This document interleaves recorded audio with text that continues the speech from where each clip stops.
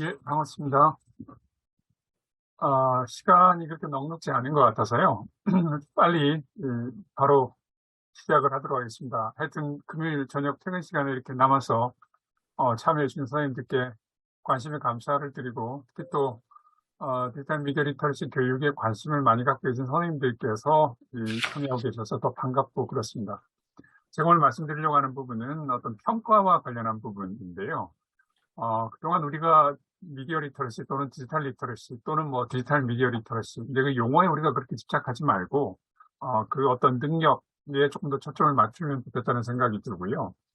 이제 이 능력을 어떻게 정의할 것인가, 그리고 이 능력의 하위 요소들을 어떻게 이제 구분할 것인가, 너무 여기에 에너지를 그동안 많이 써왔던 것 같아요. 근데 정작 지금 학교 현장에서 중요한 것은 어떻게 교수학습 계획을 수립하고 또 평가해서 학생들의 이제 발달을, 성장을 도모할 것인가 하는 문제에 대해서 그동안 많이 좀 논의를 못 해왔던 것 같습니다. 근데 문제는 이제 2022 교육과정이 이제 목전에 있고, 뭐, 저는 이제 주로 국어과 측면에서 이 디지털 미디어 리터러시 교육과정을 반영하는 부분에 관심을 갖고 연구를 하고 있지만, 국어과뿐만이 아니라 여러 교과에서 지금 우리가 다루고자 하는 이 소위 미디어 리터러시라고 하는 부분들을 이제 교육과정상에 반영하고 있고, 교과 또는 비교과 차원에서 반영하고 있고, 따라서 이제 2022 교육과정에서는 보다 실질적으로 상시 활동뿐만이 아니라 교과와 연계한 어떤 학습 활동들이 많이 이루어져야 되고, 그렇게 되면 선생님들께서 특히 이제 고등학교 수준에서는 이 평가와 좀 더 적극적으로 반영해야 될 필요들이 생겨나게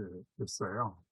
대표적인 예로 이제 국어과에서는 기존의 국어과 5영역에 이제 새로운 영역을 추가해서 매체 영역이라고 하는 게 새로 생기기도 하고, 고등학교 과목에 이제 선택 과목으로서 매체 의사소통, 뭐 제목은 과목명은 아직까지도 확정은 아니라고 봅니다만 매체 의사소통이라는 과목도 있고 문학과 영상이라고 하는 과목도 있고요. 이런 부분들이 있어서 이런 평가라고 하는 부분이 실제 문제로 좀 다가왔습니다. 그래서 오늘 그런 문제들에 대해서 좀 한번 다뤄보려고 합니다. 제가 화면을 공유하면서 슬라이드 다들 갖고 계실 텐데요. 제가 여기 좀 공유하면서 말씀을 드리도록 하겠습니다. 예, 그 평가의 일반적인 절차는 아마 선생님께서 잘 아시고 계시는 것처럼 이렇게 4가지 정도의 측면으로 구분해 볼 수 있습니다. 오늘 계속 이 말씀을 좀 드리려고 하는데요. 1차적으로는 이제 능력을 정의하는 것, 뭐 능력이라고 할 수도 있고 역량이라고 할 수도 있을 것 같은데 그런 부분들을 정의하는 부분과 관련된 측면이 있겠고, 그 다음에 이제 그 능력을 어떻게 하위로 구성할 것인가에 대한 문제가 있습니다. 이 부분에 대해서도 이따가 선생님께서 한번 생각해 보실 수 있는 시간을 갖도록 하겠습니다. 그리고 이제 평가 도구를 개발하기 위해서는 기본적으로 평가 틀이라는 걸 결정하게 되는데요. 이 평가 틀이라고 하는 부분에 대해서 좀 이따가 한번 예를 들어서 설명을 드리려고 하고, 그 다음에 최종적으로는 어떤 문항을 개발하는 수준, 문항뿐만이 아니라 문항에 대한 어떤 채점 기준까지 개발하는, 이것이 이제 평가 도구를 개발하는 일련의 절차라고 볼 수 있는데, 우리가 이제 미디어 리터러시와 관련해서 이런 부분들을 이제 상세화해 나가는 작업을 할 필요가 있고, 선생님들께 또 이와 관련된 다양한 예들을 좀 소개해 드리려고 합니다. 구체적인 예가 좀 필요할 것 같아서 이제 피사 시험을 가지고 한번 얘기를 해볼까 하는데요. 뭐 여기 초등에 계신 분들도 계십니다만, 피사는 일단 만 15세, 그러니까 한 국가의 공교육이 종료되는 시점에 그 공교육의 질적 수준이 얼마나 높은가를 이제 국제적으로 비교하기 위한 시험인데요. 여기 이제 읽기, 수학, 과학 영역의 이제 과목 또는 영역에 대한 평가가 주를 이루게 됩니다. 그중에 한 영역이 이제 읽기 영역인데요. 그 읽기 영역에서 그 피사가 재려고 하는 읽기 능력의 정의가 이렇게 나와 있습니다. 자신의 목적을 성취하고 지식과 잠재적 능력을 개발하며 사회에 참여하기 위해, 이건 이제 읽기의 목적에 해당하는 거고요. 그 다음에 이제 인지적 요소로서 텍스트를 이해하는 능력, 활용하는 능력, 평가하는 능력, 성찰하는 능력, 이걸 이제 평가한다고 되어 있고, 그 다음에 다양한 텍스트 읽기 활동에 관여하는 능력이다라고 되어 있는데, 여기 이제 관여는 영어로 이제 engagement라고 하는 건데, 이걸 뭐 참여라고도 볼 수 있겠고요. 그래서 이 관여라고 하는 부분은 상당한 정도로 정의적인 부분에 대한 평가 요소라고 볼 수 있습니다. 그러니까 특히 말하자면 인지적 영역과 읽기와 관련해서 인지적 요소와 정의적 요소를 평가하는 도구다, 이렇게 정의를 하고 있는 것이죠. 이를 좀 더 구체적으로 들어가면 이제 하위 구인이라는 얘기를 했는데, 그 읽기 능력을 크게 정보 찾기, 그다음에 이해하기, 평가와 성찰하기, 이 3가지 요소로 이제 볼 수 있습니다. 그래서 이제 평가 정보 찾기는 다시 하위로 내려가면 텍스트 내에서 정보의 탐색과 확인. 그래서 전통적으로 우리가 수능이라든지 국어과 읽기 평가에서 많이 해왔던 거. 하나의 지문을 주고 그 지문 속에서 어떤 사실적 정보를 찾아보는 능력에 관한 평가 문항이 이제 첫 번째에 해당하겠고, 두 번째 이것이 우리가 얘기하는 미디어 리터러시 측면하고 좀 관련이 되는데요.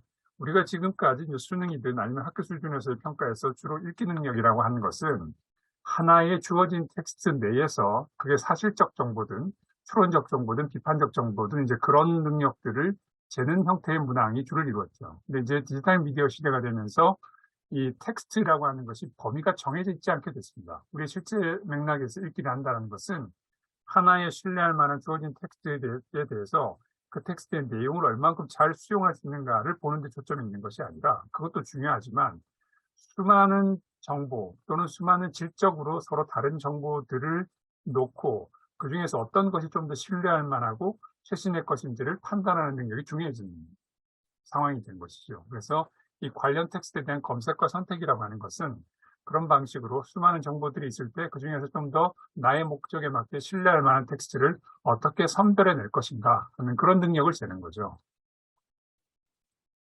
계속해서 오늘 선생님들께 드릴 질문이 그건데요. 좋다. 그러면 그런 능력이 필요해진 것은 맞다. 근데 우리가 지금 위에서 봤던 텍스트 내의 정보의 탐색과 확인, 우리가 이제 주로 읽기 능력에서 사실적 정보를 찾는 능력이라고 얘기해 왔습니다. 그런 부분들에 대한 문항을 어떻게 구현했냐면, 위에 지문을 읽고 다음 중 위의 지문의 내용과 다른 것은 하고 선지를 5개를 주고 4개의 진술은 동일하게 하고 하나의 진술은 위에 있는 지문과 다르게 하는 방식으로 그 능력을 재워왔어요. 그렇다면 관련 텍스트를 검색하고 선택하는 능력은 어떻게 재죠? 이런 부분들이 선생님들께서 이제 고민해야 될 지점이라는 말씀을 드리는 것입니다. 이걸 어떻게 문항으로 구현하고 시험 상황에서 이런 문항들을 어떻게 이제 타당도 높게 구현할 것인가. 밑에 한번 보시면 평가와 성찰학이라고 하는 범주에서는 정보의 질과 신뢰성 평가, 이게 이제 뭐 다들 아시겠지만 중요한 부분이고, 또 하나 여기서 눈여겨볼 만한 것 중에 하나는 이제 갈등의 발견과 조정이라는 게 있습니다. 그러니까 우리가 실습에 존재하는 텍스트들은 아름답지 않죠. 많은 부분들이 서로 갈등하고 그래서 조정이 필요한 텍스트들입니다. 그래서 서로 이질적이고 서로 다른 견해를 담은 텍스트들로부터 자기 나름의 어떤 합리적인 결론을 내리는 것, 또는 더 나아가서 서로 논쟁하고 있는 어떤 이런 커뮤니티에 들어가서 제3의 어떤 중재 방안을 제안하는 것, 이런 것들도 이제 적극적인 읽기의 능력으로 보는 것이죠. 그래서 서로 다른 정보들을 주고, 그렇다면 여기에 대한 합리적인 조정의 방안은 무엇인지 너의 의견을 써보라 하는 이런 것들도 다 이제 새로운 이 시대의 읽기 능력으로 본다라는 것이죠. 오른쪽에 보시면, 그래서 이게 이제 평가 틀에 해당하는 건데요.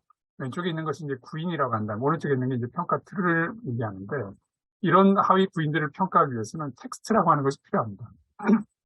전통적으로는 우리가 조각글들, 수능 같은 걸 생각해 보면 조각글들이 있었죠. 그게 이제 텍스트 유형입니다. 그리고 그 텍스트의 유형은 주로 지문으로 되어 있습니다. 난도는 있지만 되게 선형적으로 구성된 지문이 있죠.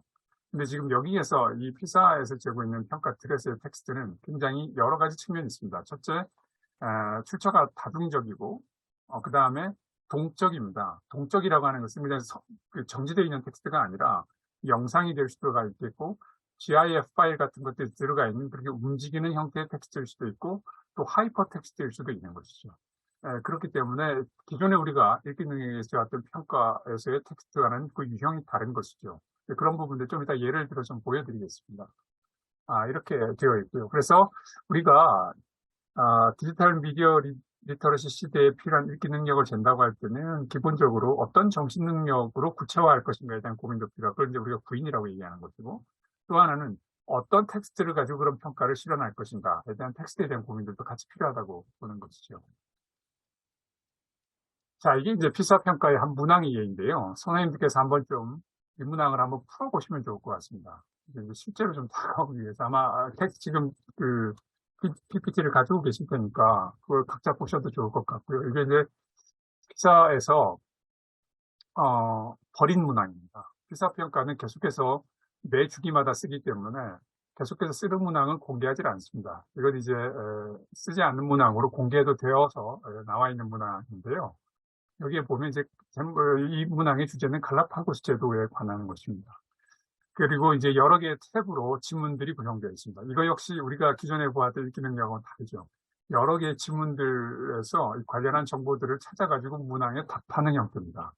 여기 보면 지금 갈라파고스에 있는 아마 이 탭을 누르면 동물에 대한 것, 그 다음에 보존에 관한 것, 자원봉사에 관한 이런 어떤 정보들이 다 들어가 있을 거예요. 그리고 이 지금 클릭되어 있는 텍스트는 이 갈라파고스 제도에 대한 기본적인 정보들을 담고 있는 그런 텍스트입니다. 문제는 이렇습니다. 또 확대해서 보면 페이지를 검토한 후에 웹사이트의 신뢰도를 높이기 위한 제안 목록을 보내기로 했습니다. 아래 표에 나열된 변경사항 중에 어떤 것이 섬과 갈라파고스 보존협회에 대해 배우고자 하는 사람들에게 웹사이트를 더 신뢰할 수 있도록 만들 것입니다. 다시 말하자면 이 웹사이트에 들어오는 독자들이 이 웹페이지에 대한 신뢰도를 좀 더 높게 이 웹사이트는 신뢰도가 높은 컨텐츠를 다루고 있다는 것을 알려주기 위해서 이 지금 웹페이지에 어떤 변화가 필요하겠는가에 대한 제안을 해보라는 거예요. 네 가지 질문이 나와 있습니다. 첫째, 갈라파고스 제도를 방문하는 관광객들의 후기를 제공해주면 좋겠다. 이게 웹사이트 신뢰도 향상에 도움이 되는가? 예, 아니오로 답해보라는 거고요. 더 많은 부제목을 포함시켜본다. 권위 있는 출처를 인용해서 첨부한다. 갈라파고스 보존협회와 그 사명에 대한 설명을 포함시킨다. 자, 선생님들 이 네 가지 중에 어떤 것들은 이 지금 웹사이트나 이 텍스트의 신뢰도 향상에 긍정적이고 관련이 없었다고 생각하시면 예, 아니오로 한번 잠깐 판단해 보시면 좋을 것 같습니다.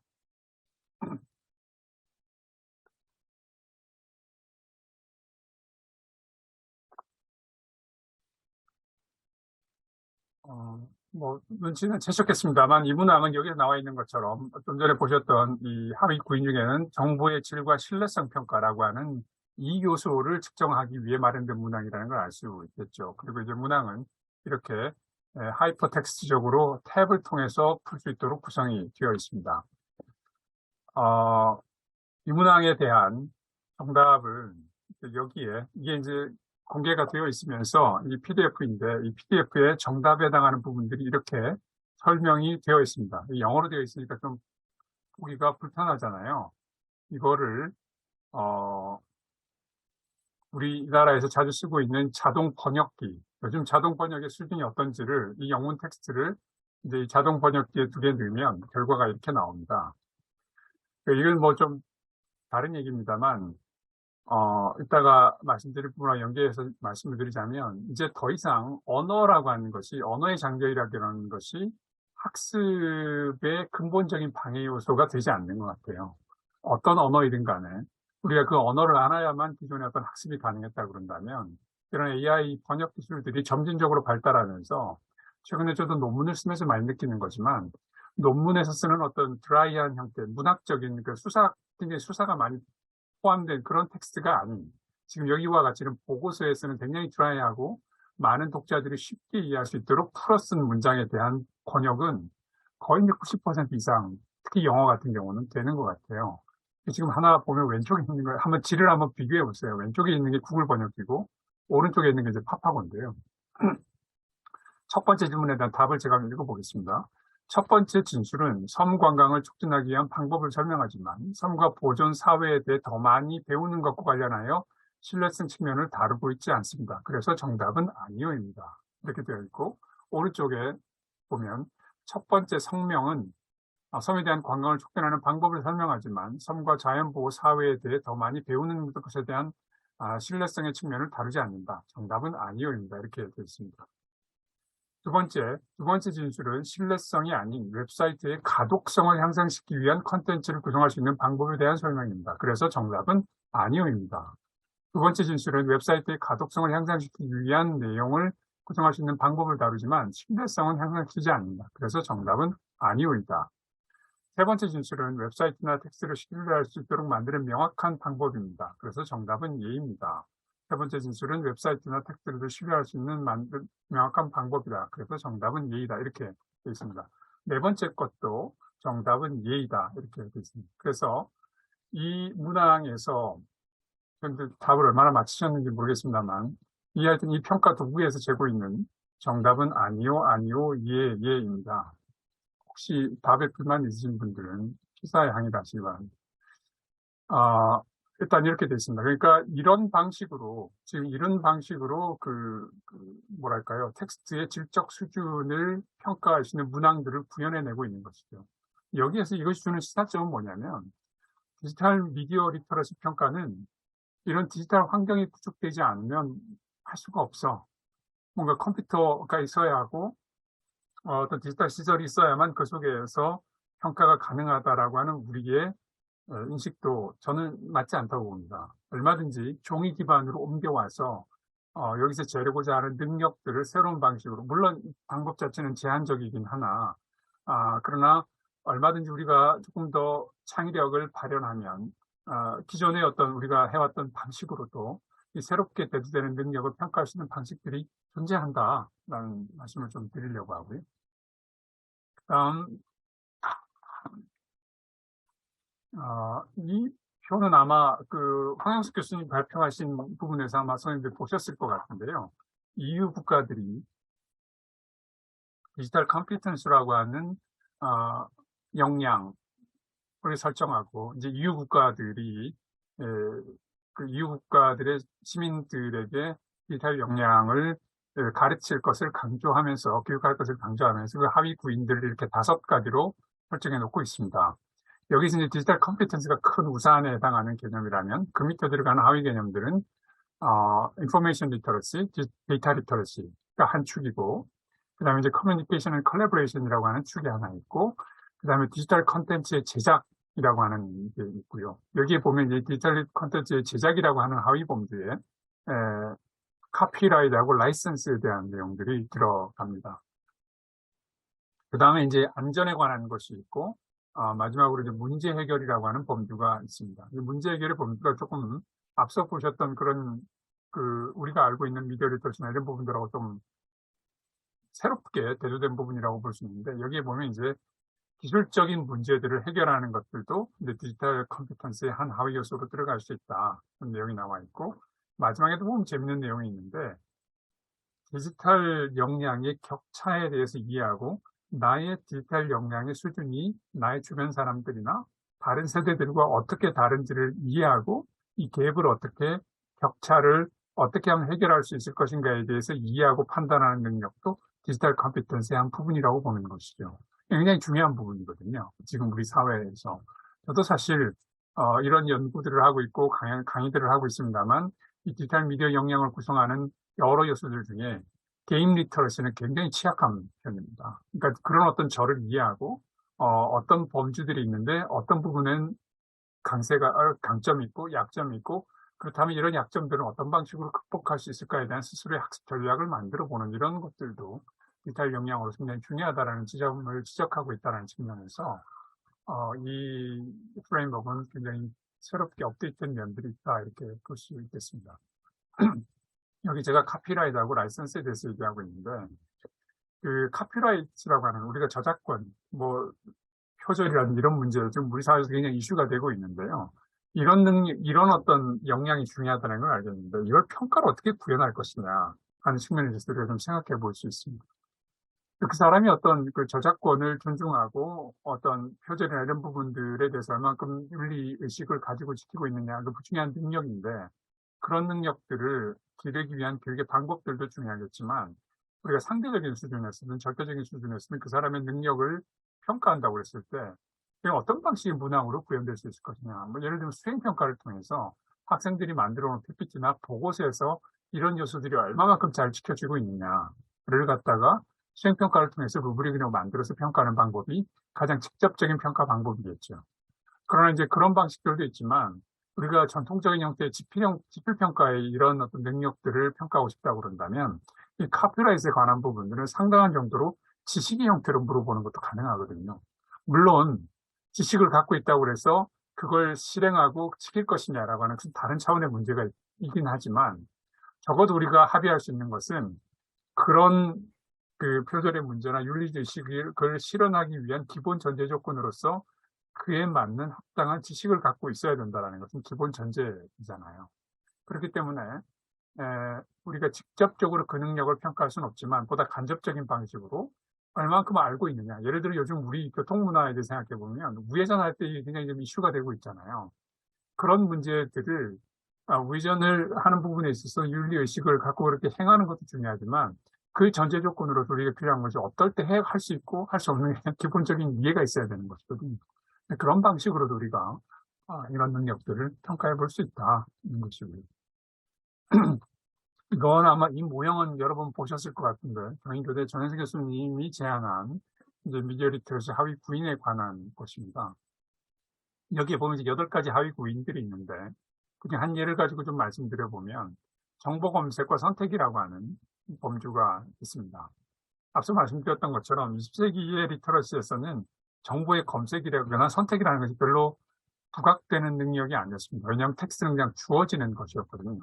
내가 읽을 수 있는 텍스트는 신뢰할 만한 사람들이 만든 것이고 내가 나한테 중요한 능력이라는 것은 그렇게 선택되어서 나의 교실과 나의 책상에 온 텍스트를 내가 얼마만큼 잘 소화시킬 수 있는 능력을 갖고 있느냐가 리터러시의 핵심이었어요. 근데 지금은 그렇게 선별되어서 안전하고 믿을 만한 텍스트만 나한테 오는 것이 아니라 수많은 텍스트들을 내가 직접 고르고 그 고른 텍스트에 대한 책임도 내가 져야 하기 때문에 이 선택과 검색이라고 하는 능력이 중요해지게 됐다는 건 이제 선생님들이 대부분 동의하실 텐데요. 그렇다면 적어도 이제 이 능력은 정보 검색이라고 하는 능력과 정보의 선택이라고 하는 하위 또 능력으로 구분될 수 있습니다. 그렇다면 정보의 검색이라고 하는 능력은 어떻게 평가가 가능할 것이냐. 그리고 또 이 문제에서 같이 생각해 봐야 될 것은 여기는 뭐 초중 고등학생들 다 계십니다만 초등학생들이 도달해야 될 정보 검색 능력이라는 것과 고등학교를 졸업한 수준에 도달해야 될 정보 검색 능력이라는 것은 뭐 어떤 차이가 있는 것이냐 하는 부분. 초등학교 3학년 이제 성취 기준 수준으로 내려가면 초등학교 3학년 수준에 필요한 정보 검색 능력이 있다고 우리가 생각해 보면 그 초등학교 3학년 수준에 도달하기를 기대하는 정보 검색 능력이라는 것에서 상수준은 어떠해야 하고 하수준은 어떠해야 할 것인가. 여기까지 우리의 고민이 닿아야 됩니다. 그래야 우리가 교실에서 이런 능력들을 이제 타당도 신뢰도 높게 평가할 수 있게 되는 것이거든요. 오늘 선생님들께 계속해서 이제 드리는 도전적인 질문은 그 수준까지 우리가 어떻게 내려갈 것이냐 하는 것입니다. 중학교 3학년 또는 초등학교 6학년 수준에서의 정보 검색 능력이란 구체적으로 어떤 능력을 얘기하고 그것에 대한 상수준과 중수준과 하수준을 우리가 어떻게 기술해서 이 성적표에 그 능력의 수준을 구별해서 진술할 수 있을 것인가 하는 고민이 이제 현실로 다가왔다라는 거지.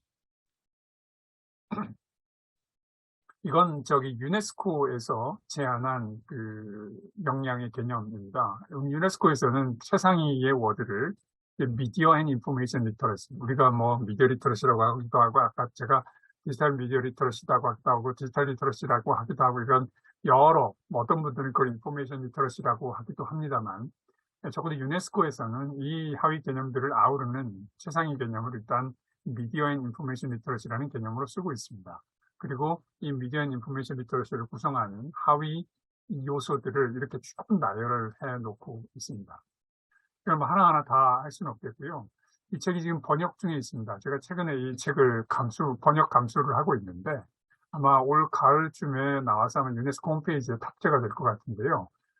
굉장히 구체적인 학습 방안들, 그 다음에 교수학습 방안, 평가에 대한 계획들을 이 역량들을 14개 모듈로 나누고 그 한 모듈에 각각의 하위 단원들을 두고 각각의 단원에 대한 교수학습 방법과 평가 방법에 대한 일종의 교사용 매뉴얼들을 제공하고 있어서 선생님들께 많이 도움이 될 것 같은데 나중에 번역서가 나오면 한번 찾아보시면 좋을 것 같습니다. 이 중에 하나로 이제 소셜 미디어 리터러시라고 하는 걸 한번 생각해 보시면 좋을 것 같습니다. 제가 황영수 교수님 그 PPT를 봤더니 미디어 리터러시가 발달해 가지는 어떤 최종의 단계에서 지금 얘기하고 있는 것 중에 하나가 소셜 미디어 리터러시로 설명을 하고 계셨던 것 같은데 이제 다시 이제 제가 앞서 계속 해왔던 질문들을 반복하자면 소셜 미디어 리터러시는 어떻게 다른가? 여기에 보면 이제 도서관 리터러시라고 하는 것도 있고 뉴스 리터러시라고 하는 것도 있고 프라이버시 리터러시라고 하는 것도 여러 가지 리터러시가 있습니다. 이것들과 소셜 미디어 리터러는 어떻게 배타적으로 동자적인 어떤 능력으로 설명될 수 있는가? 여기에 대한 우리의 고민이 일단 필요하겠죠. 그리고 이 소셜미디어 리터러시 하위 구인을 어떻게 설정할 수 있는가? 그리고 그 각각의 하위 요소들은 어떻게 평가할 수 있을 것인가? 이런 부분들에 대해서 우리가 좀 생각해 볼 필요가 있는 것이죠. 아, 저도 사실은 이런 어떤 요소들을 좀 구체화하기 위한 다양한 자료들을 찾아보고 있는데요. 올해 나온 그 외국 논문에 이 소셜 미디어 리터러시를 이제 이렇게 6가지 하위 구인으로 소개하고 있는 논문이 하나 있어서 좀 가지고 와 봤습니다. 번역을 잠깐 해봤는데요.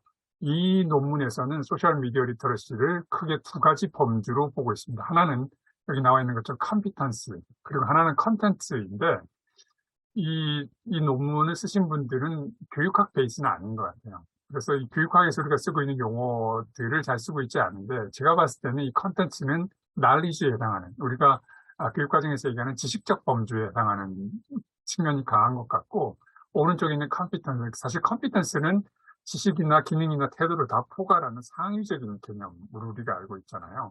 오른쪽에 있는 이것은 우리가 뭐 스킬 또는 스트레치라고 얘기하는 전통적으로 어떤 정신 기능의 측면을 다루고 있는 것 같아요. 그래서 이제 지식 범주에서는 또 하위 요소를 크게 3가지로 두고 있는데, 자기에 대한 이해, 미디어에 대한 이해, 현실에 대한 이해. 이게 이제 소셜 미디어 리터러시와 관련해서 중요한 어떤 지식적 요소다, 이렇게 얘기하고 있는 것 같고, 기능적 요소로서는 분석, 평가, 기여, 이 3가지 측면을 얘기하고 있습니다. 이제 자기에 대한 것에서 보면, 소셜 미디어에서 투영된 어떤 자기에 대한 이해, 이런 부분들을 얘기하고 있는 거죠. 그러니까 요즘 온라인 아이덴티티라든가 이런 측면들을 굉장히 많이 얘기하고 있는데, 이런 선생님들도 다 마찬가지지만 카카오톡에서 나는 나를 어떻게, 나의 아이덴티티를 어떻게 드러내고 있는가.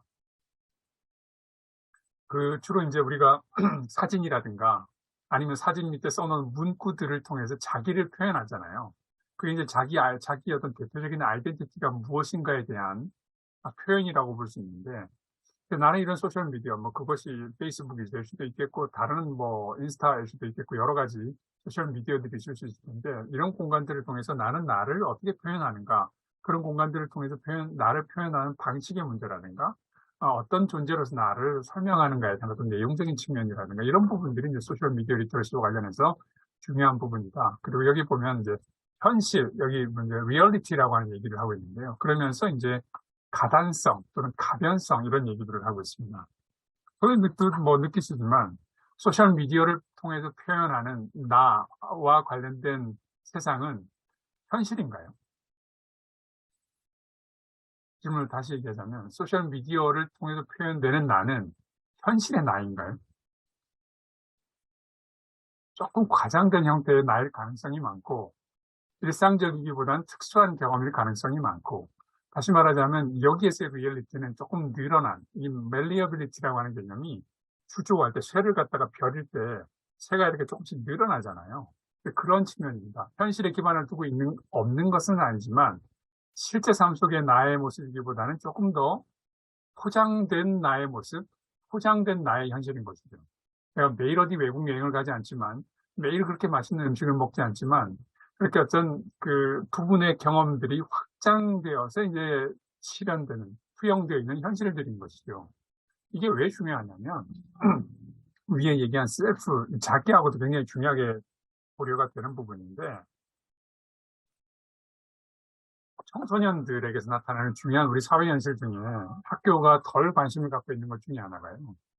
이 소셜미디어들을 통해서 실현되는 온라인 아이덴티티들로부터 청소년들이 심리 정서적인 이런 어떤 격차의 문제라고 할까요? 아니면 부정적인 그 공간들을 통해서 굉장히 이렇게 포장되어 있는 나의 모습과 또 어떤 사회 문제적인 어떤 격차라든가 사회 경제적인 수준의 문제라든가 이런 측면들로 인해서 그렇지 못한 아이들 사이에 느껴지는 어떤 심리적인 격차, 그래서 자기에 대해서 좀 더 부정적으로 생각하고 그것이 뭐랄까요, 굉장히 현실 세계의 자기의 모습에도 부정적으로 피드백되는 이런 문제들이 굉장히 중요한 사회적 문제로 대두되고 있거든요. 이게 이제 교육 심리 부분, 심리 측면에서나 아니면 사회학적인 측면에서나 굉장히 중요한 사회적인 문제들로 다루고 있는데, 사실 학교가 이런 문제들에 대해서 크게 이렇게 관심을 갖고 있지 못한 문제들이 있습니다. 왜냐하면 이게 학교에 오게 되면 학생들은 이런 디지털 공간들에 대해서는 그냥 선생님들이 스마트폰을 걷어두고 그냥 걷어뒀던 핸드폰을 마지막에 돌려보내는, 다시 말하자면 이런 디지털 세계들하고는 완전히 단절시키는 방식으로 학교가 이제 하고 있는 최소한의 역할들을 하고 있는 것이고, 그 속에서 일어나는 일들을 갖다가 좀 더 깊이 있게 들여다보면서 그런 문제들을 적극적으로 중재하거나 해결하는 부분에 대해서 학교가 별로 관심이 없었어요, 그동안. 그래서 이런 측면이 이제 앞으로는 굉장히 중요한 리터러시한 부분으로 다뤄져야 될 필요가 있는데, 하여튼 그런 문제들을 여기서 이제 다루고 있는 것이죠. 어, 그 한국언론진흥재단에서 만든 그 미디어 교과서가 있는데, 이 초등 교과서에 보면, 이 소셜미디어 관련한 단원이 있습니다. 거기에 보면 이제 차시가 이렇게 4개로 구성되어 있고, 3차 시에는 우린 미디어로 연결되어 있어라고 하는 주제로, 이제 초등학교 단계이기 때문에, 초등학교는 소셜미디어에 대한 노출이 상대적으로 적죠. 왜냐하면 만 14세 이하의 아이들은 이 소셜미디어에 접근할 수 있는 권한 자체가 이제 일차적으로 안 주어지는 경우들이 많잖아요. 그리고 이제 주로 주어지더라도 부모님들의 동의에 의해서 이제 이루어지는 것이기 때문에 이 청소년들만큼, 그러니까 중고등학생들만큼 소셜미디어에 대한 노출이 적죠. 그렇다 보니까 초등학교 단계에서 다루는 소셜미디어는 주로 이제 그 경험 자체, 그리고 그 어떤 플랫폼의 어떤 특성 자체에 대해서 주로 이해하는 내용들이 많이 다뤄지고 있는 것 같고요. 그래서 이제 초등학교의 교과서에서는 아주 초보적인, 주로 접근의 측면에서 이 소셜미디어들을 다루고 있는 경향들이 나타나는 것 같고, 이게 이제 중학교 교과서의 한 부분입니다. 잠깐 한번 읽어보시면, 소셜미디어 리터러시 단원에서 이런 내용들을 얘기하고 있어요. 온라인 공간에서 나의 과도하게 집착하여 자신을 부풀리거나 다른 사람의 평가와 반응에 민감하게 반응해서 공허함과 불안감을 느끼는 경우 오히려 건전한 일상을 해칠 수 있다. 그래서 이제 이 자기 자신을 잃지 않는 것이 중요하다. 뭐 이런 얘기들을 이제 중학교 교재에서는 다루고 있습니다. 굉장히 중요한 부분이고, 그런 부분, 그런 어떤 제가 앞서 말씀드린 우리 사회의 어떤 이슈들을 잘 포착하고 있다고 보는데, 자, 이제 여기서 제가 드릴 질문은, 그렇다면 앞서 얘기한, 여기에서 이제 이런 요소들, 이제 우리가 선생님들이 그동안 소셜미디어 리터러시라는 것이 있다라는 걸 알고 있었고, 그걸 어떻게 구체화할 것인가에 대해서 얼마큼 고민을 해보셨는지 모르겠습니다만, 적어도 이 논문에서는 그 하위 요소를 6가지로 설정할 수 있다. 다시 말하자면 우리가 6가지의 이제 평가 요소들을 찾을 수 있는 것이죠. 소셜미디어 리터러시와 관련해서. 이 논문을 전적으로 뭐 신뢰한다면. 그렇다면, 이 소셜미디어 리터러시와 관련해서 평가 문항을 어떻게 이제 이 하위 요소들을 어떻게 설정하고 이 하위 요소들에 대한 평가 문항을 어떻게 개발할 수 있을 것이냐, 이런 문제에 대해서 한번 좀 질문을 드려보겠습니다. 아니면 아까 여기 나와 있는 이런 그 언론진흥재단에서 개발해 있는 교과서를 가지고 소셜미디어 리터러시를 가르친다고 할 때 이 교과서의 학습 내용과 관련한 어떤 수행평가 문항을 만드는 것도 같은 맥락이라고 생각해 볼 수 있을 것 같습니다. 어떻게 그 문항들이 이제 만들어질 수 있을 것이냐. 제가 만약에 한 2시간 정도는 얘기를 할 수 있다고 그런다면 소그룹도 만들기 위해서 선생님들끼리 활동을 한번 해보고 서로 공유하는 시간을 좀 가져봤으면 좋겠습니다만, 시간이 짧으니까 그런 부분들은 그냥 넘어가기로 하고요. 이제 좀 더 구체적으로 문항을 만드는 부분에 대해서 좀 얘기를 해보겠습니다. 앞서 제가 얘기한 그런 어떤 미디어 리터러시와 관련해서 이건 이제 그 국제학업성취도평가협회 IEA에서 만든 펄스라고 하는 시험인데, 초등학교 3학년 또는 4학년들을 대상으로 한 읽기평가인데, 이 평가도 전통적으로는 종이 기반의 종이 텍스트를 읽을 수 있는 능력을 재는 평가였다가 지난 2016년 주기서부터는 디지털 리터러시를 잴 수 있는 평가 도구로 이제 업그레이드가 됐습니다. 거기에서 이제 공개한 문항의 한 예인데요. 이건 제가 지금 그 선생님들 검색해서 들어가 보실 수도 있고, 제가 음,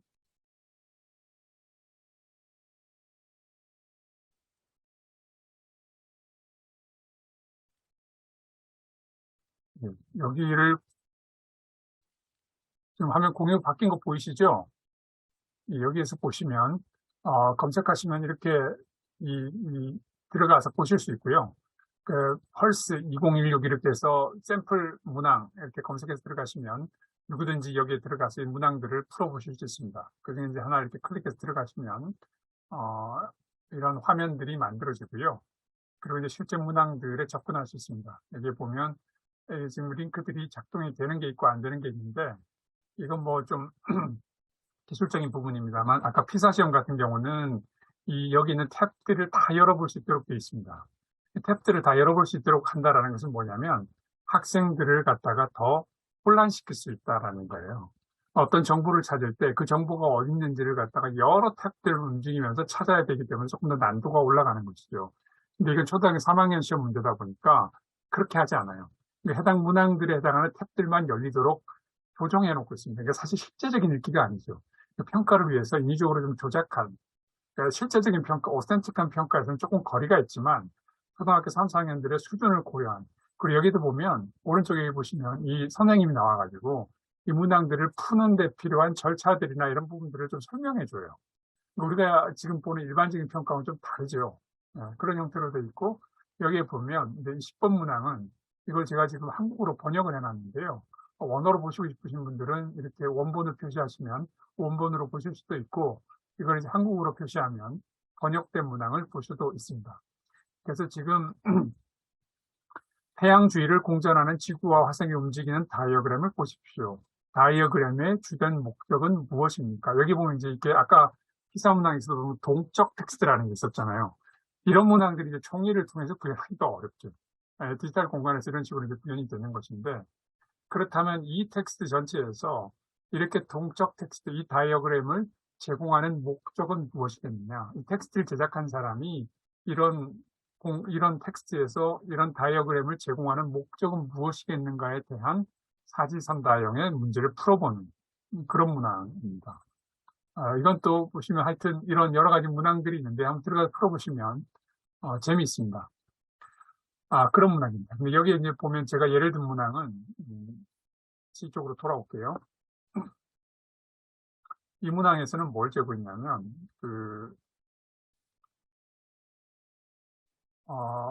여기에 이제 오rbit이라고 하는 하이퍼텍스트 링크가 있습니다. 질문은 뭐냐면 이 웹사이트에 따르면 오빗은 무엇이냐? 이걸 이제 답을 써보라는 거예요. 근데 이 오빗이 보면 여기에 이제 밑에 줄이 그어져 있고 색이 지금 다른 색으로 돼 있잖아요. 우리가 저렇게 되어 있는 텍스트는 하이퍼텍스트로 연결되어 있다는 걸 설명해 주는 그 하이퍼텍스트 인기 방식이잖아요. 그래서 이걸 클릭하면 이 오빗에 대한 정의가 이렇게 궤도라고 하는 용어에 대한 정의가 뜨면서 이걸 클릭해야 여기에 이제 해당하는 답을 써 넣을 수 있도록 이렇게 문항이 구현이 되어 있는 거예요. 다시 말하자면 이 문항은 초보적인 수준의 하이퍼텍스트적인 읽기 능력을 할 수 있는지를 보는 것이죠. 그런 형태의 문항이고 초3이라는 걸 좀 염두에 두시면 좋겠습니다. 문항의 수준이 뭐 이래?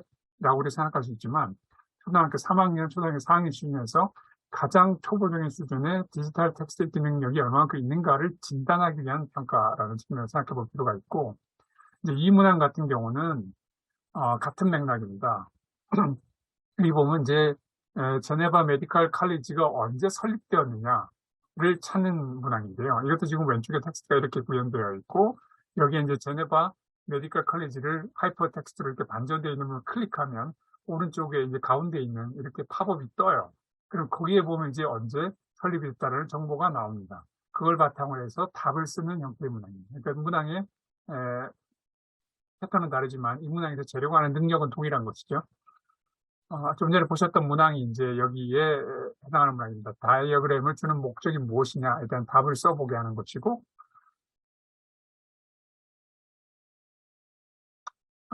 그 다음에 이건 이제 보면 엘리자베스의 패밀리가 언제 뉴욕으로 이주해 갔느냐에 대한 문항입니다. 이제 우리가 이런 텍스트를 주로 어디에서 보냐면 PPT에서 많이 봐요. PPT를 제작할 때 이런 형태, 그러니까 비선형적인 텍스트죠. 이걸 왜 이렇게 방식으로 구현하냐면 우리가 PPT 같은 거 만들 때 보면 템플릿에도 이런 형태의 템플릿들이 많이 제공이 되잖아요. 그리고 우리가 PPT로 뭔가를 만들 때 이런 템플릿을 이제 갖다가 씁니다. 근데 이렇게 텍스트를 구성하는 것이 좋은 것이 뭐냐면 순차성이 있거나 연대기적인 어떤 정보들을 제공할 때 그걸 텍스트 속에서 묻어서 표현하는 것보다 그걸 이런 방식으로 비선형적으로 제공하는 것이 정보성이 효과적이라는 걸 우리가 인지하고 있기 때문에 그런 방식으로 이제 텍스트를 구성하는 것이잖아요. 그래서 이제 이런 연대기표를 보면서 그다음에 이 중에서 그 내용이 들어가 있는, 여기 보면 이제 엘리자베스 패밀리가 1832년에 뉴욕으로 이주했다라는 정보가 여기 있잖아요. 그래서 이 어떤 시각적인 정보들을 통해서 1832년에 답을 여기다가 쓰도록 하는 형태의 문항입니다. 그러니까 다시 말하자면 비선형적인 형태의 텍스트로부터 정보를 효과적으로 찾아낼 수 있는 능력을 재는 문항이다. 이렇게 볼 수 있겠죠. 이제 좀 전에 보셨던 것이 구체적인 문항들의 예라고 그런다면, 이건 제가 예전에 했던 프로젝트에서 개발한 문항의 예인데요. 수행평가를 통해서 그렇다면 디지털 미디어 리터러시 능력을 어떻게 줄 수 있을 것이냐. 구체적인 예는 이겁니다. 중학생들은 아시겠지만 수학여행을 이제 2학년 때나 학생들이 가잖아요. 그런데 요즘은 뭐 학급 단위로도 가고, 더 작은 단위라도 쪼개서 이제 가는데, 아이들한테 2박 3일 또는 1박 2일의 수학여행 계획을 세워보게 하는 거죠.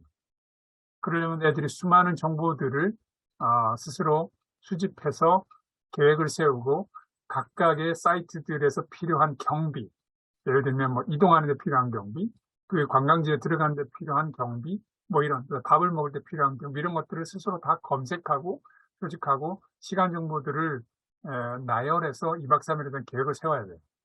그래서 그런 상황을 두고 그런 상황에서 얼마만큼 여기서는 지금 울산에서 이제 부여로 여행을 간다고 생각하고 울산에서 부여로 가는 그 시간표, 그 버스 시간표들을 검색해서 답을 찾아보도록 하는 수행평가 문항으로 구현해 놓은 것입니다. 이런 것들이 학생들의 삶과 실제적으로 연관되면서 앞서 얘기한 우리가 정보에 대한 검색 능력을 주어진 시간 안에 얼마만큼 빨리 이제 할 수 있느냐 이런 것들을 해볼 수 있는 문항의 예라고 볼 수 있겠고, 이건 이제 우리가 이제 디지털 미디어 리터러시와 관련해서 많이 고민해왔던 것 중에 하나가, 여기 계신 선생님들도 아마 그 고민들을 좀 하셨을 것 같은데, 디지털 미디어 리터러시를 학교 교육에 반영하는 데 있어서 제가 한 3년 전에 코로나 오기 전에만 하더라도 선생님들과 이런 연수를 하게 되면 제일 먼저 부딪히는 지점 중에 하나가 학부모님들 또는 심지어 선생님들 중에도 그런 걸 오히려 가르치기 때문에 아이들의 부정적인 행동이나 이런 것들이 심화된다. 왜 굳이 애들이 몰라도 되는 것들을 학교에서 가르쳐가지고 사회 문제나 가정에서의 갈등을 심화시키려고 하는 뭐 이런 문제 있었습니다. 코로나가 우리한테 많은 불행을 갖다 주기도 했지만 하나 긍정적인 부분이 있다고 그런다면 이제 그런 얘기들이 많이 줄어들었다는 거예요. 학교 현장에서 선생님들이 이런 디지털 미디어 리터러시가 기초적인 능력으로서 얼마나 학습에 중요한가를 뼈저리게 이제 체험하면서 그 단계는 좀 넘어선 것 같아요. 근데 여전히 이제 이 문제 자체는 남아있죠. 학생들이 주로 과의존이라고 하는 이런 현상들을 어떻게 극복할 것인가는 디지털 미디어 리터러시의 굉장히 중요한 능력 중에 하나로 우리가 다뤄야 될 필요가 있습니다. 사실 이 문제를 학교가 끌어안고 굉장히 교육에서 강조했어야 하는 부분인데 이 부분에 대해서 사실 학교는 그동안 모르는 척 해왔어요. 이게 사실은 가정이나 우리 사회에서 굉장히 중요한 갈등의 원인이 되고 있음에도 불구하고 대개 교육의 전문가가 아닌 학부모님들께 이 문제를 그냥 막 뜯어버리고 학교에서는 하는 일이 그냥 스마트폰을 걷어둬서 그것이 그냥 최선인 것처럼 이렇게 해왔단 말이죠. 사실 이 과의전 문제도 중요한 하나의 커리큘럼에서 학교가 좀 끌어안고 보다 교육적으로 전문가들인 교사가 나서서 적당한 커리큘럼을 통해서 이런 과의전의 문제들을 학교가 좀 더 적극적으로 해나가기 위한 커리큘럼이 뭐가 있을까? 이런 부분들을 좀 고민해야 되고요. 교육이 주어진다 그런다면 거기에 대한 평가 방법들도 같이 고민이 돼야 되겠죠. 제가 고민하는 것 중에 하나가 이거를 앞서 보셨던 그런 사지선다의 문항으로는 잘 안 돼요. 왜냐하면 애들이 정답을 아는 것과 그 정답에 맞는 행동을 실천하는 것은 다른 차원의 문제거든요. 우리가 기대하는 것은 그리고 교육이 이루어졌다라는 건 그 행동이 선생님이 들여다보든 보지 않든 자기의 내면화되어서 행동으로 나타나야 되는 것인데 그걸 사지선다, 오지선다로 다음 중 과의전과 관련해서 바람직하지 않은 행동을 고르시오라고 해서 정답을 찾는 것은 사실 그 능력의 실제 여부하고는 무관하지는 않겠지만 관련성이 떨어지는 문항이라는 거죠. 그러니까 사실 그런 면에서 보면 타당도가 굉장히 낮은 문항이라고 볼 수 있죠. 그래서 이 지금 방법은 뭐냐면 학생들에게 성찰일지를 써보게 하는 겁니다.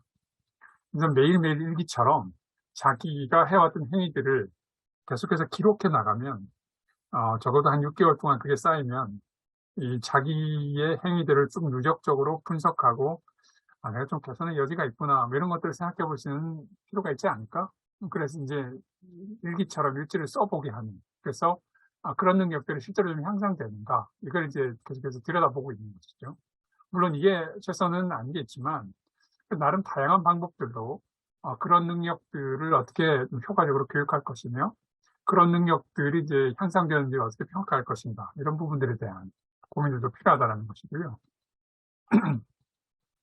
전통적으로 일단 미디어 리터러시와 관련해서 많이 해왔던 것 중에 하나가 이제 자기 보고식, 주로 리커트 척도를 통해서 평가하는 부분입니다. 근데 사실 이것도 굉장히 한계가 많습니다. 왜냐하면 나는 좋은 정보를 컴퓨터나 스마트폰을 주변 사람이 알린다라고 했을 때 이걸 오점 척도로 물어보면 굉장히 성찰적이고 자기 비판에 준엄한 친구들이 점수가 낮아요. 실제로 그 행동을 많이 함에도 불구하고. 그러나 자기에게 굉장히 관대하고 하나 가지고도 굉장히 그걸 만족스러워하는 친구들은 점수가 높게 나오거든요. 자기에 대한 이해의 기준이 어떤가에 따라서 그 값비를 수리하기 어려운 부분들이 있습니다. 그럼에도 불구하고 우리가 선생님들이 어떤 이런 프로그램들을 기획해서 실현해 본다고 할 때 초기 단계에서 진단 평가를 해보고 또 프로그램을 실현한 다음에 마지막 단계에서 결과들을 평가해 보는 수준에서 그러니까 한 반의 평균을 내본다는 차원에서는 의미 있는. 그리고 왜냐하면 이 평가에 참여하는 학생들은 다 동일하기 때문에 자기 기준 자체가 바뀌지 않는 한 사전과 사후에서의 어떤 자기 기준들은 이 자기의 발달 정도에 대한 기준들은 동일하다고 볼 수 있는 거잖아요. 그걸 바라보는 기준은 동일하다고 볼 수 있기 때문에 그런 측면에서 학생들의 발달을 사전 사후 형태로 진단해보고 그래서 선생님들이 그 프로그램의 효과성을 검증해보는 방식으로는 활용될 수 있는 평가의 방식이다 이렇게 얘기할 수 있겠고요. 이런 부분들도 있습니다. 뭐 잘 아시는 필터 버블이나 이런 현상들이 있죠.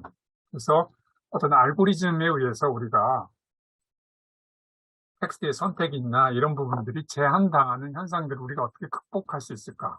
이런 부분들이 미디어 리터러시에서 중요하게 대두가 되고 있습니다. 그렇다면 이런 현상을 극복하는 데 필요한 능력을 어떻게 정의할 수 있을 것이냐?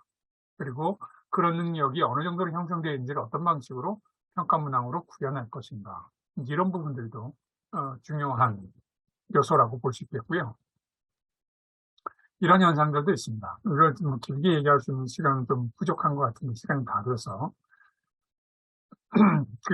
여기 이제 보면 이런 진술들이 있습니다. 진실에 좀 더 가까이 있거나 진실에 체계적으로 의존하는 부분, 이런 부분들에서 사회 주체들이 스스로를 성찰하고 더 굳건하게 행동하는 것이 필요하다. 파일 진실 시대로부터 이득을 편취하려는 엘리트 집단에게 우리 사회 구성원들이 단호한 태도를 보일 필요가 있다. 다시 말하자면 허위 조작 정보들을 만들어 올리는 사람들에 대해서 우리가 어떤 태도를 가질 것이냐. 이런 능력들이 굉장히 중요하다고 보는 것이죠. 그런 능력들은 어떻게 구체적으로 정의가 될 수 있고 그 능력의 수준은 어떤 방식으로 평가할 것인가. 이런 고민들도 좀 필요하다는 것이고요. 마지막으로 이제 얘기하고 싶은 것은 과정중심 평가에 적용하는 것인데 앞서 보셨던 제가 평가 문항들은 대단 위에 그리고 주로 이제 통합 뭐랄까요? 그 종합 총괄 평가라고 그럴까요? 형성 평가라고 그럴까요? 그렇게 특정한 시점에 상대적으로 그 수준이 이제 그 능력의 수준이 어떠한 것인가를 이제 종합적으로 평가할 때 주로 만들어지는 평가의 문항이라면 지금 우리 이제 학교 교육의 주된 평가의 패러다임은 과정 중심 평가라고 하는 거잖아요. 그러니까 학습과 평가가 유리되지 않도록 마지막에 결과로서의 평가가 아니라 학습을 매개하는 수단으로서의 평가 이런 측면이 강하다 보니까 그런 고민들도 같이 해야 될 필요가 있는데 예를 들어서 이제 이런 거죠. 아까 예를 들었던 청소년과 미디어라고 하는 이제 언론지능 계단에서 만든 교과서에 보면 이런 활동들이 있습니다. 여기 보시면 이제 자신이 재밌게 봤던 유튜브 채널을 친구들에게 소개해보고, 그 다음에 친구들이 구독 중인 채널들을 골라서 이제 그 채널들에서 평가하는 활동을 해본다. 이런 이제 활동이 있단 말이죠. 이런 부분들도 그 수행평가로서, 그러니까 어떤 텍스트의 그 수준이라든가 질적 평가라든가 어떤 디지털 미디어 리서치와 관련해서 굉장히 중요하게 대두되는 개념 중에 하나가 텍스트에 대한 가치라고 하는 부분인데요. 그 텍스트가 잘못되어 있거나 오정보를 갖고 있거나 이런 건 아니에요. 근데 우리가 한정된 시간에 그 텍스트를 들여다보는 것이 얼마만큼 가치 있는 일인가에 대한 평가, 그 자기 스스로의 점검이나 평가가 대단히 중요한 시대가 됐습니다. 뭐 포털에 있는데 올려오는 텍스트를 서너 시간씩도 볼 수 있거든요.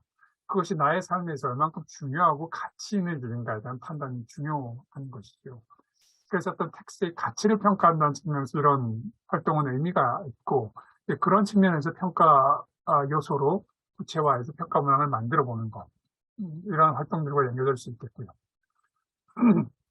그 다음에 이제 이건 과학 교과서에 보면 이런 활동들이 많이 나오는데, 여기에서는 보면 이제 생물 다양성과 관련한 활동들을 하도록 되어 있습니다. 근데 이제 과학 교과서에 보면 이런 활동들이 되게 많이 나와 있는데요. 이제 더 이상 예전에는 이제 뭐 도서관 이용한 학습이라든가 신문을 활용한 NI 학습이라든가 이런 것들을 했어요. 근데 이게 대단히 비현실적이잖아요. 학생들을 데리고 도서관에 간다고 해서 거기에서 뭔가 자료를 찾아가지고 수업 시간에 활용한다는 것은 안 맞죠. 이 시대에 지금 학습의 패러다임은 잘 안 맞죠. 그러니까 디지털 공간에서 자료들을 찾아가지고 어떤 생물 다양성을 보존하기 위한 활동 방법들을 자기 나름대로 제안하는 활동을 하기 위해서는 검색 능력도 필요하고 텍스트의 질적 수준에 대한 평가 능력들도 다 필요한 것이에요. 그러니까 이런 과학 수업을 하면서 일종의 융합 수업이죠. 과학 수업과 함께 앞서 얘기했던 디지털 미디어 리터러시 하위 구인들로서 정보를 검색하고 선택하고 평가하는 능력들을 같이 해서 얼마든지 의미 있는 학습이 가능해지는 것이죠. 그리고 이제 이것도 그 중학교 역사 교과서의 한 부분인데 일본군 위안부에 대한 어떤 조사 활동을 한 다음에 그것을 어떤 자기의 주제로 만들어서 영상을 제작해보는 활동입니다. 아까 우리가 EU에서 제공한 프레임워크에 보면 디지털 컨텐츠 제작이라고 하는 범주가 있었잖아요. 그런 측면에서 이런 동영상을 제작해보는 것은 그 디지털 컨텐츠를 제작하는 능력과도 관련될 수 있고, 그 위에 나와 있는 일본군 위안부에 대한 자료를 정리해보는 것은 앞서 얘기한 어떤 정보에 대한 검색 능력이라든가 텍스트에 신뢰되는 평가라든가 이런 부분들하고 얼마만큼 최신의 자료들을 가지고 와서 이제 그 자료들을 선별해서 컨텐츠를 제작할 수 있을 것인가 이런 능력들하고 연결되죠. 여기서 이제 선생님들이 고민해 볼 것은 학생들이 얼마만큼 신뢰할 만한 텍스트를 빨리 그리고 효과적으로 찾는가 하는 능력들을 어떻게 평가할 것인가 이런 부분들도 생각해 볼 수 있고 학생들이 영상을 제작했을 때 그 영상의 질적 수준이라는 것을 어떤 방식으로 평가할 것인가 이런 부분들도 고민이 필요하겠고 이런 수업이 이건 이제 디지털 미디어 측면보다는 이 역사 수업의 의미에 대해서 생각해 보실 필요가 있는데요. 우리가 역사 수업을 통해서 기대하는 것은 결과로서의 역사이기보다는 역사적인 자료들을 갖다가 잘 수집해서 자기 나름의 역사적인 평가, 판단을 해볼 수 있는 능력이 중요하다고 역사 수업에서 얘기하시잖아요.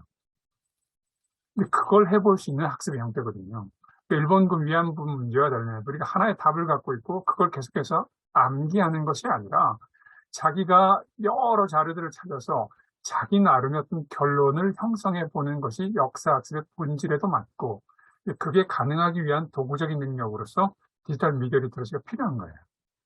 그래서 굉장히 시너지 효과를 불러일으킬 수 있는 융합적인 학습이 될 수 있고 평가의 요소들도 그 두 가지 역사 수업으로서의 어떤 평가 요소가 있는가 하면 디지털 미디어 리터러시의 측면에서도 학습 요소에 대한 평가 부분이 있는 것이죠.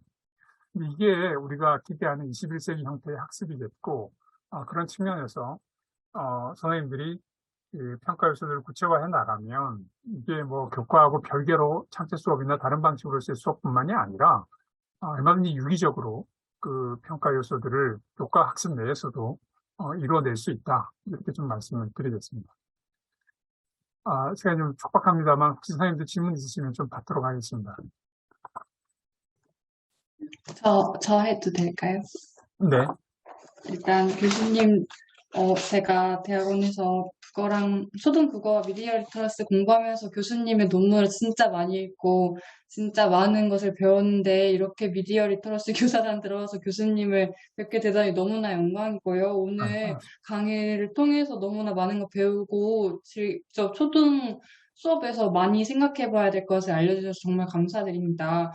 그러면은 제가 질문 드릴 것은요. 저도 미디어 리터러시를 이제 현장에서 제 수업을 하면서 처음에는 수업을 어떻게 해야 될지 자체가 문제라고 생각을 했는데 막상 수업을 하고 나니까 정말 평가를 어떻게 해야 될지 막막했었 막막하더라고요. 그래서 중요성을 좀 더 오늘 더 느끼고 왔지만 오늘 더 느꼈는데 제가 좀 고민이 되던 지점은 이제 읽기를 평가할 때는 당연히 이제 텍스트나 컨텐츠를 읽고 나서 판단하는 거니까 그렇게 어렵지 않았거든요. 그런데 수행 평가를 통해서 미디어 리터러시의 다른 하위 역량을 평가할 때는 제가 평가지를 만드는 교사 입장에서 생각해 보았을 때 실제 그 평가의 실제성이나 아니면 평가의 적절성을 좀 생각하게 되더라고요. 예를 들어서 학생들이 실제 미디어 리터러시를 활용하는 상황을 조금 더 치중을 한다면 학생들이 직접 네이버에 들어가서 다양한 자료들을 찾고 그것을 평가하는 활동이 더 실제성이 있고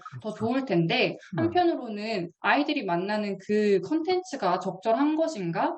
그런 고민도 들기도 하고 지금 사실 그 컨텐츠에 대해서는 정확한 판단이 되지 않은 상태잖아요. 특히 유튜브 같은 것에 대해서는 그분이 뭐 돌아가신 것도 아니고 공식적으로 뭐 판단을 받으신 것도 아니니까 교사로서 학생들이 그 컨텐츠에 대해서 어떤 판단을 내린다고 하더라도 공인된 판단의 기준이 없기 때문에 내가 그 컨텐츠를 평가의 그 자료로 삼아도 되는 것인가에 대해서 좀 많은 고민이 있었어요. 그러면은 이제 교수님께서는 혹시 나중에 뭐 학교 현장에서 학생들이 평가를 할 때 수행평가 같은 과정에서 이미 지금 막 제작되고 있는 컨텐츠라도 좀 실제성을 고려한다면 그것을 아이들에게 접하는 것이 나을지 아니면은 좀 그래도 좀 정선된 교사들이 구성해 놓은 활동이나 컨텐츠를 평가 제작, 뭐 평가 요소로 제공하는 것이 좋을지 좀 혹시 아니, 조언 네, 같은 거 맞습니다. 있으실까요? 질문이 굉장히 중요하고 어렵고, 근데 시간의 제한에 대해서 좀 많이 안타까운데요. 네. 몇 가지 측면으로 말씀을 좀 드릴 수 있을 것 같습니다. 특히 초등 단계에서는 그 실제적인, 그러니까 어센티크한 텍스트를 가지고 하는 게 가장 좋죠. 왜냐하면 애들이 당장 학교 밖으로 나가면 그런 텍스트들에 무한정 이제 노출이 되어 있기 때문에 음, 그런 면이 있는데 이제 그걸 공교육으로 갖고 들어온다고 할 때 또 다른 문제들이 야기가 되죠. 당장 부모들이 반대할 수 있겠고. 그래서 이제 우리가 그런 연구들이나 논문들도 제가 좀 쓰고 있습니다만 이제 디지털 텍스트라고 하는 것이 학교 현장에 들어올 때 좀 필터링 기술들이 발달해서 그냥 선별적인 텍스트가, 그러니까 완전히 닫혀있는 가공된 텍스트는 아니지만 그것이 초중고등학교로 들어올 때는 필터링 돼서 이 연령대에 맞게 이렇게 좀 할 수 있는 기술들이 즉시적으로 돌아간다고 그런다면 그런 부분들에 대해서 선생님들이 느끼는 어떤 부담감이 좀 줄어들 수 있지 않을까. 그래서 그건 기술의 도움을 좀 많이 받아야 될 필요가 있다라는 생각이 들고요. 두 번째로 또 하나 말씀드리고 싶은 것은 이제 평가는 기본적으로 가르친 것에 대한 평가여야 하지 않습니까? 그런 측면에서 선생님 아까 잘 지적해 주셨지만 저는 이게 사실 다른 연수나 이런 데서 말씀드리는데 사실 우리는 종이로 되어 있는 교과서를 읽는 방법도 명시적으로 잘 안 가르쳐요. 그러니까 교과서를 읽는 능력이라는 것도 또 아이들마다 다 천차만별일 텐데 그 교과서를 어떻게 하면 잘 읽을 수 있다는 것을 잘 안 가르쳐요. 각 교과마다 교과서에 대한 구성되는 방식이 다르기 때문에 그 각각의 교과의 어떤 조직 방식이라든가 자료들의 활용 방식이라든가 이런 것들을 교사가 사고구술을 통해서 명료하게 아이들에게 가르칠 필요가 있거든요. 같은 맥락이라고 봅니다. 네이버에 들어가서든 유튜브에 들어가서는 그 텍스트들을 잘 선별하고 잘 읽는 방법들에 대해서 잘 가르치지 않아요. 그걸 주로 평가하려고만 합니다.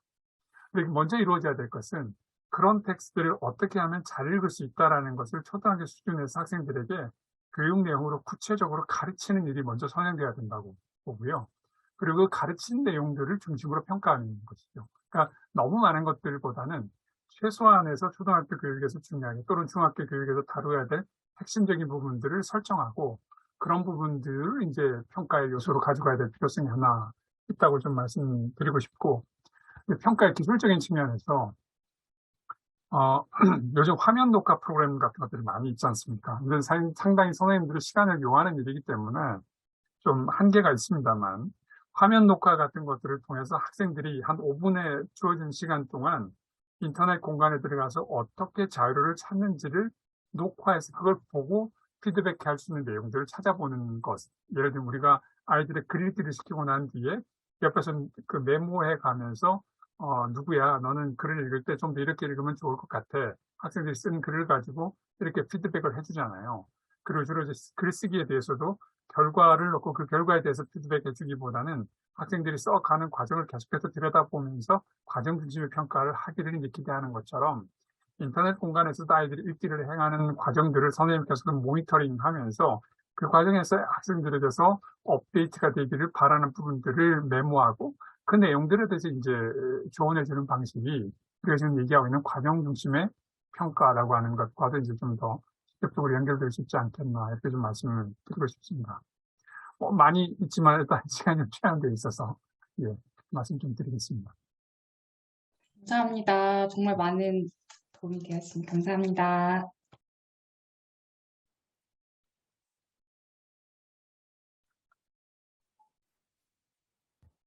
예, 질문이 없으신 것 같은데요.